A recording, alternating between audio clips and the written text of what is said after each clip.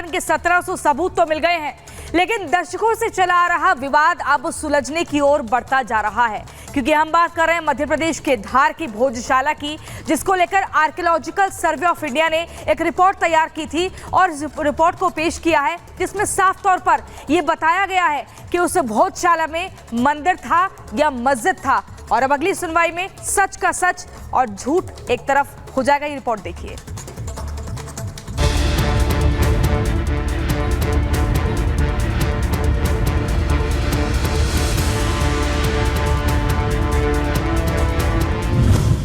देवी देवताओं की मूर्ति, हिंदू संस्कृति के चिन्ह, दीवारों पर उकेरी आकृतियां, खिड़की खंभों पर मंत्र।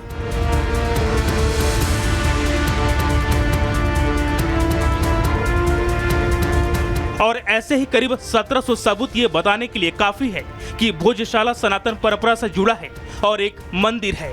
एसआई सर्वे रिपोर्ट में इस बात का दावा किया गया है कि भोजशाला के अंदर सर्वे के दौरान कई ऐसे चीजें और सबूत मिले हैं जो हिंदू पक्ष के मंदिर वाले दावे पर मुहर लगा रहे हैं।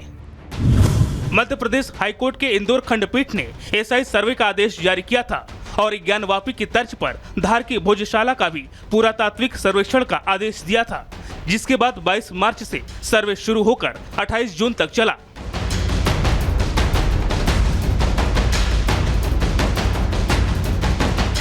अंठानवे दिनों की इस सर्वे में आर्कियोलॉजिकल ऑफ इंडिया की टीम हर दिन भोजशाला में जाकर सर्वे कर रही थी। सर्वे के बाद एसआई की जो रिपोर्ट सामने आई, उसके मुताबिक 94 मूर्तियां, मूर्ति कला के टुकड़े, वास्तुशिल्प मिले हैं। सूत्रों के मुताबिक सर्वे रिपोर्ट में दावा किया गया है कि भोजशाला की खिड़की खंभों पर देवी देवताओं की मूर्ति उकरी हुई है, जिसमें भगवान गणेश, ब्रह्मा, नरसिंह और भैरव की मूर्ति शामिल है। इतना ही नहीं, सनातन परंपरा से जुड़े चिन्ह जैसे शेर, हाथी, घोड़ा, कुत्ता, बंदर होने का दावा किया जा रहा है। देखिए, भारी मात्रा में इस रिपोर्ट से ये साबित होता है जो बात और जो केस हमने सेटअप किया था कि एक हिंदू मंदिर का परिसर था जिसको गलत ढंग से एक मॉस्क का शेप देने की कोशिश की गई है, वो सारी बातें इस रिपोर्ट से साबित होती हैं। और मुझे ऐसा लगता है ये जो एसआई ने 98 डेज की मशक्कत की है, बहुत ही इंपॉर्टेंट एक्सरसाइज है।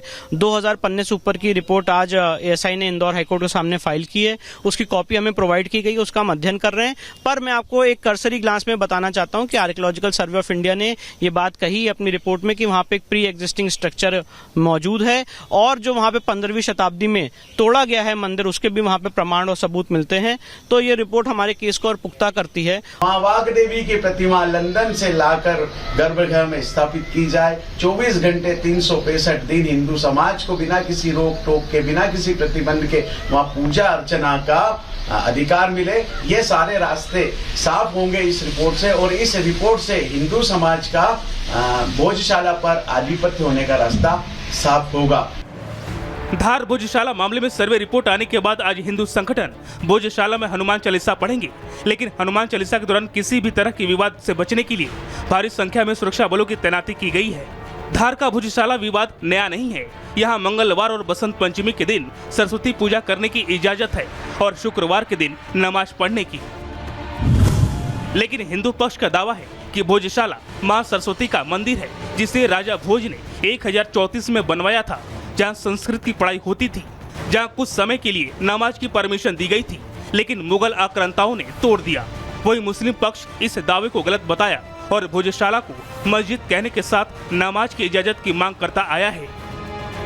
अभी तक किसी भी तरह की देवी देवताओं की मूर्ति नहीं है और ना ही अभी एसआई के सर्वे में निकली है। जो चीजें निकली है वो बाद में लाके रखी गई है, जो उन्होंने सर्वे में ऐड कर लिया है, वो हमारी कड़ी आपत्ति है।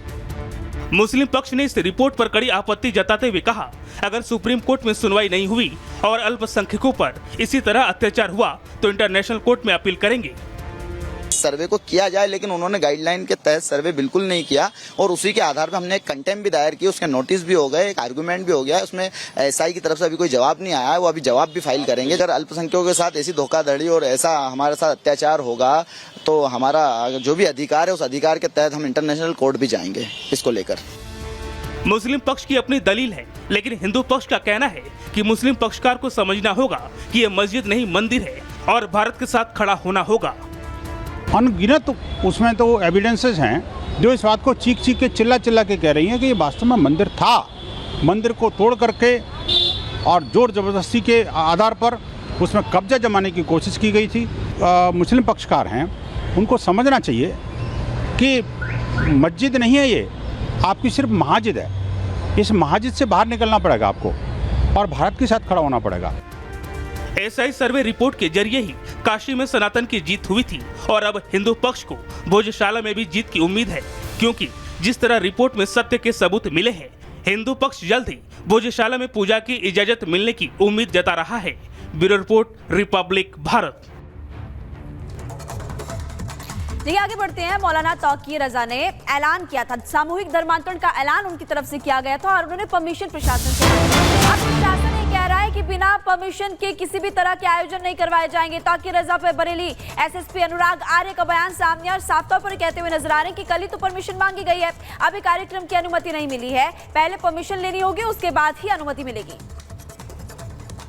आईएमसी के मुखिया तौकीर रजा की तरफ से जिस तरीके से बरेली में सामूहिक तौर पर धर्म परिवर्तन और सामूहिक विवाह की निकाह की जो बात कही गई है, इसे लेकर पुलिस प्रशासन आखिर किस तरीके से एक्टिव है, क्या कुछ किया जा रहा है, इसे बात करने के लिए एसएसपी अनुराग आर्य जी हमारे साथ हैं बरेली के। अनुराग जी, तौकीर रजा की तरफ से जिस तरीके से कहा गया है कि जो हिंदू युवक युवती हैं उनका धर्म परिवर्तन कराकर निकाह जो है वो किया जाएगा, इस पर आप लोग क्या कर रहे हैं?